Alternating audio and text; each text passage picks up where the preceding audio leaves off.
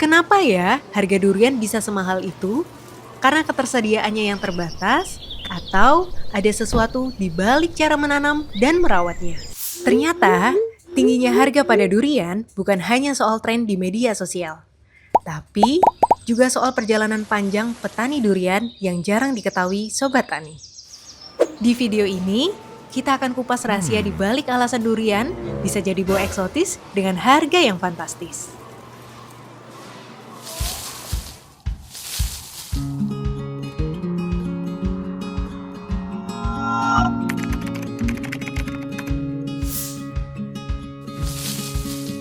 Kalau ditarik ke belakang, sebenarnya dari mana sih asal durian itu?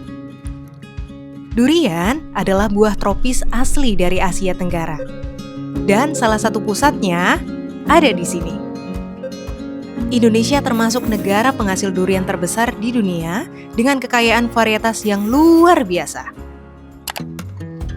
Seiring berjalannya waktu, durian dibudidayakan menjadi tanaman perkebunan. Hal ini menjadi tantangan tersendiri bagi para pemilik kebun untuk meniru habitat asli durian, yaitu hutan. Durian merupakan tanaman yang sensitif terhadap perubahan cuaca, sehingga air harus diatur dengan tepat supaya tidak kekeringan di musim kemarau dan akarnya tidak busuk saat musim hujan. Selain itu, ketika musim hujan, serbuk sari menjadi lengket dan gagal menempel ke putik betina. Sedangkan kelelawar sebagai satu-satunya penyerbuk buah durian malah enggan keluar sarang. Di kondisi ini, petani durian hanya bisa mengandalkan penyerbukan manual dengan penyemprotan dan pemberian pupuk. Kalau di kebun itu, karena kita bersihkan, dia akan kering ketika kemarau. Nah, disitulah masalahnya muncul. Jadi kalau dia kering, dia akan stres.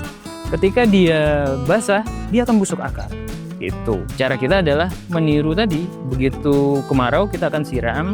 Siramannya dengan sprinkle, karena sprinkle itu jatuhnya mirip air hujan. Tetapi dia juga butuh kering untuk berbunga. Karena ya pembungaan durian itu tergantung kemarau. Kembali lagi tadi, durian sangat sensitif musim. Ketika tidak ada kemarau, dia akan tumbuh saja tanpa berbunga.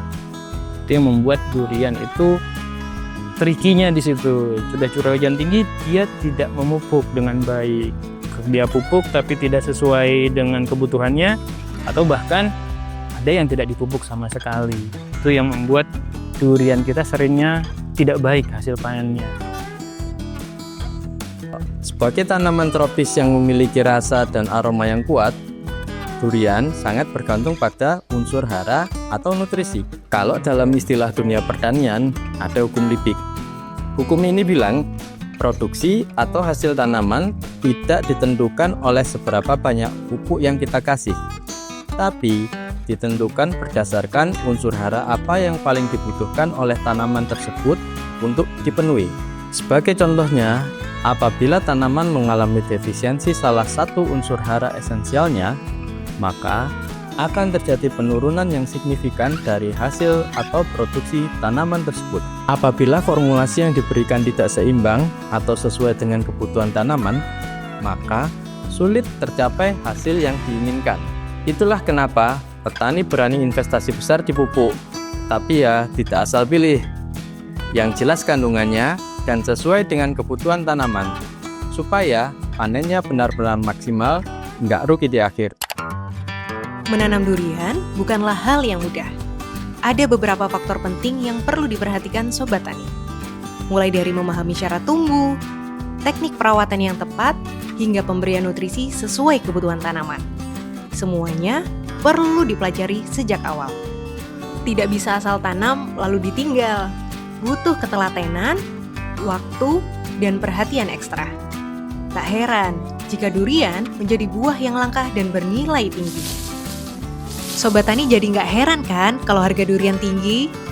Musim bisa berubah, tapi harapan petani tetap sama. Panen maksimal untuk durian yang optimal.